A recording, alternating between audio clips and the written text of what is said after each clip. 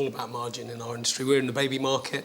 No one makes 240%. It's more about 40%. So they were so far off. It was unbelievable. But this is more than all the babies born in Britain in a year. In any given year. Yeah, so yes. that's a calculation But they we've could have already done. worked out it doesn't cover the whole batch. You'd have to buy 2 or 3 just to box them off. That's true. That is true. And there are exports, of course. Of course, yes. For our children. children. Blush. Just an idea. OK, Maria, this is sometimes a difficult moment. It's time to hear from Lord Sugar and your former colleagues. Maria, young, very fiery, very, very loud. Oh, my God. No problem being loud, but a lot of what she said had no substance. I don't really think she's conducted herself very professionally. No. I certainly found it hard to be in the car with Maria. She's really in your face, but, you know, you'll either like that or you won't. She didn't come up with any major ideas in the brainstorming. She may be good at the restaurant that she runs, but I didn't see any potential for her to be my business partner. That's why I fired Maria. What do you think of your colleagues saying that?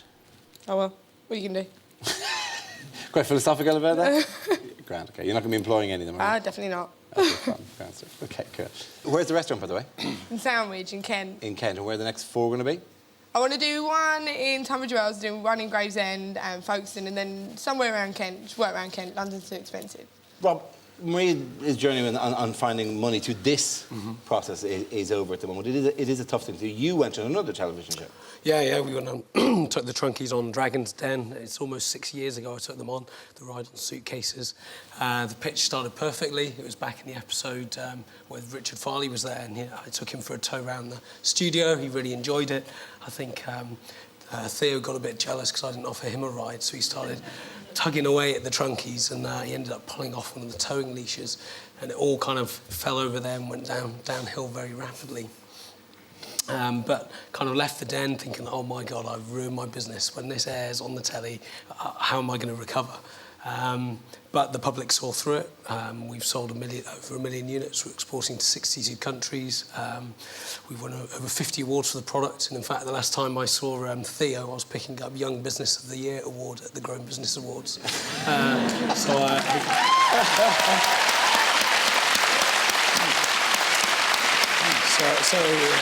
That was a nice moment.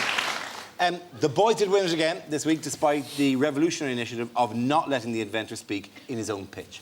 Just Stephen and Azar who actually talk about the product. So with the questions and answers, I'm not allowed to... It's not about not being allowed, I think... It definitely is. Yeah. The inventor was forbidden to speak. It's extraordinary. What you're saying to me is, Dwayne, if any questions get asked, please do not answer them. Nonsense. How do you get those USPs across to the consumer? Great, that's a great question. I think in terms of the product, you're going to have a natural choice. Will be faced with a very simple choice. So that basically is what's currently on the show. And just to further answer your question, I think the way we would encourage it to get to market is the same way as to why it was created.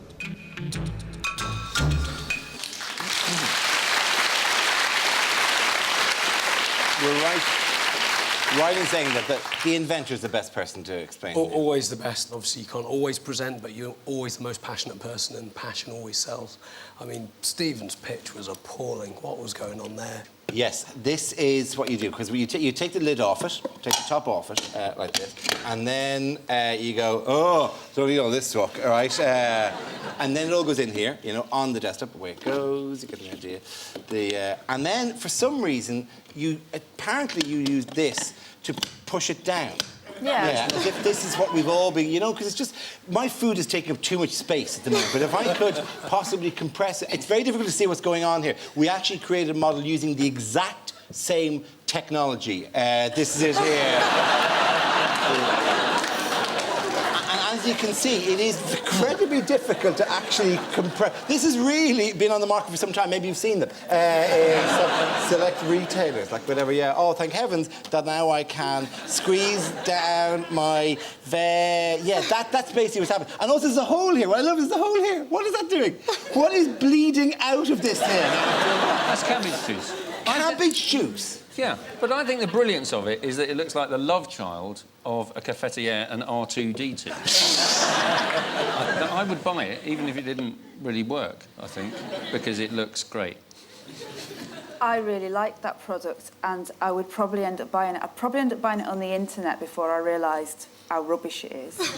That's the thing, is it the kind of product which is best sold at about 2 in the morning? A guy going, you need this, you need the food compactor. Because you take your food, you squash it down, it will run out into your kitchen off the tiny patented hole we have at the bottom. I think there was something in that hole, but it's fallen out and broken. Like a valve or something God, that you can... definitely want to buy it now, didn't you? Yeah, absolutely. What I want is a broken thing that would bleed compost and onto my desktop, he said at one stage. Like you'd have you be tapping away, eating an apple, and then funk, and then let it bleed rotten vegetables onto your table.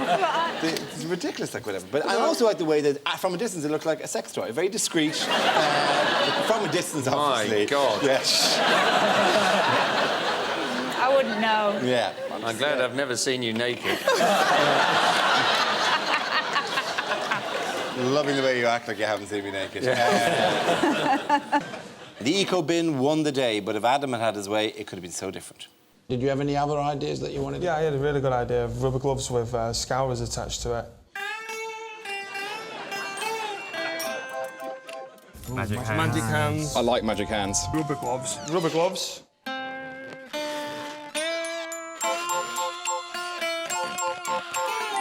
You rinse, bang, bang, done. It's all in one. It's a good idea. Fantastic. I'd rather just buy a sponge, to be honest. Thanks, sir. It seems to me to be a unanimous decision that they all like the gloves. We should definitely go with the rubber gloves. Now, obviously, the real power of the rubber gloves stuff on if, for example, you're washing your children. You can scour them with one hand and more gently caress them with the other. These may not be the proper prototype. Yes, we made use of cut-up scouring things and super glued them to the gloves. That might be what this looks like, but no. Oh, harsh. Soft. Genuinely work. Hey, do you know what I also love about this? I forgot to mention this earlier on. Sorry, and excuse this. Like, do you know what? This is their ad, right? This is their ad, right? Yeah. What's the word that stands out in this for you? Multifunctional. Multifunctional. What is function number 2? I'm not even looking for functions 3 and 4. Just number 2, right?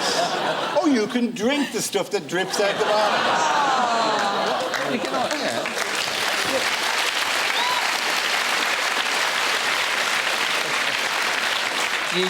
You can make coffee in it, and you can use it in Star Wars reenactments. What did you think about Adam and his enthusiasm for this idea? He was very passionate, which is all a good thing, but you've got to listen to people. And he completely overruled that guy who said, I wouldn't buy it. And he lied to his team, saying there wasn't anyone who did not like the idea. He didn't much overrule him. He said, thanks anyway. Yeah. Which is one way of dealing with it. Far too often people get so passionate about their ideas that they don't listen, they don't do the market research, and they don't get the feedback that'll help them steer them in the direction of a product that you can sell rather than something you can only shelf. We did notice that we noticed already with the girls last week there was tension in it. This is the first time we saw that the boys, who've been all high fives, and what a team we are, go, go, go, guys, right? So they split down the middle. And there was one particular clash that's brewing, but luckily from nature, we know how that's going to go. I'm like a shark. I come along, I'm the king of the ocean. At the top of the food chain. I'm somebody who will take whatever I want, whenever I want it. People describe me as a killer whale of the sea world. The guy is slick, he looks cool, he's got all the gear, but no idea. I'll swim along, I'm a predator. I'll come along, I'll see what I want, I'll take it. That was me.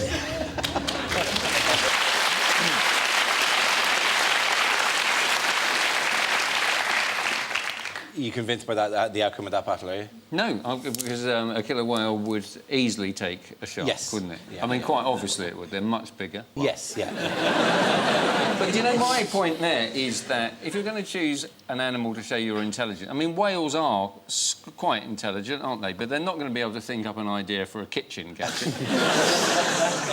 Are they? He's in That's danger. very much outside the box for a whale. It is. Yeah. They might be able to think up the splash screen because that's kind of useful for if you've got a whale in the bath.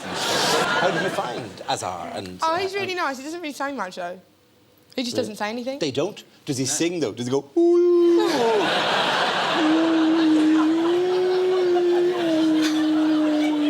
I always wondered what that noise was. That's what it was at night. Especially if you're in the bath and under the water. It travels best underwater. You just go, put your head and go, that's Azar calling to his mate across. We don't know where he goes, Azar, when he migrates. He travels thousands of miles, but it's impossible to tag him.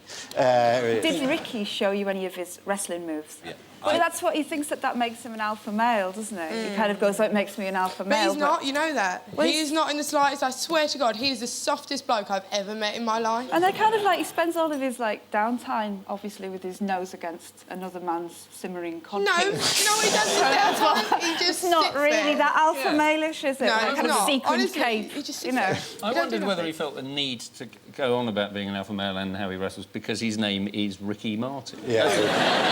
And whether no, genuinely, You're kind of already psychologically, as a teenager, it must have been quite difficult. I think it was actually the campest moment in the world, I think, for a man who's wrestling and who presumably may not like the association of Ricky Martin in some way.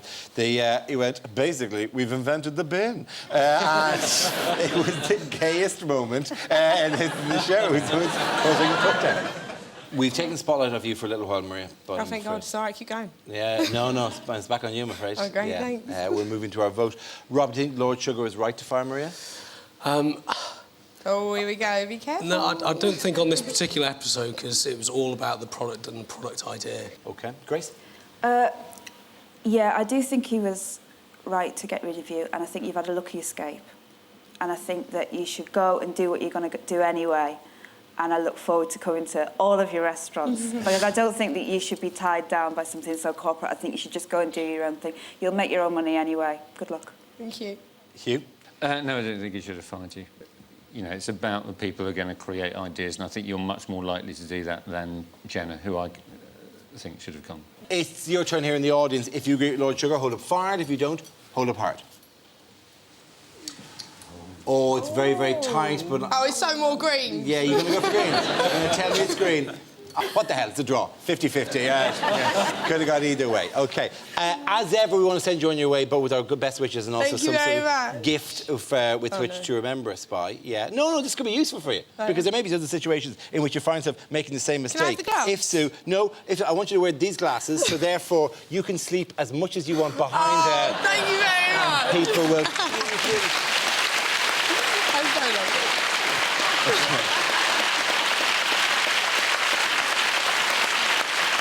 You made it to our second week, Maria. Here are your very lively highlights. I've worked every day since I was 15 years old. This one. I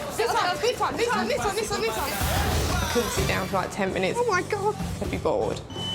Right, let's go. I love to be involved in everything. 100% organic. Thank you very much. I'm on a roll. People don't like the fact that I speak my mind. It's tough. Go.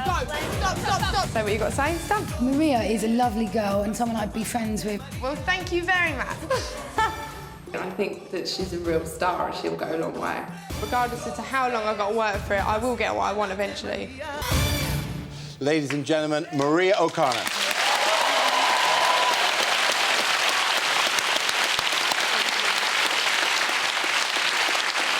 That's it for tonight. Thanks to all of my guests. Maria will be on BBC Breakfast tomorrow morning, and if you want more, go to our website at bbc.co.uk/apprentice, where you'll find this week's Matt Edmondson's funny bits, well worth having a look at.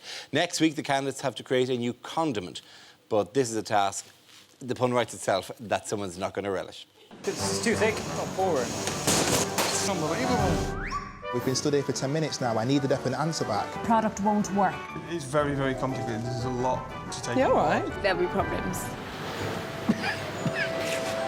Who's the waste of space in this group here? The good things that happen were thanks to me, the bad things, the other guys. I'd be embarrassed with those figures that you sold. See you at the same time next week. Good night.